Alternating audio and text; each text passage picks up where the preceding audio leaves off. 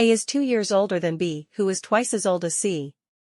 If the total of the ages of A, B, and C be 27, then how old is B?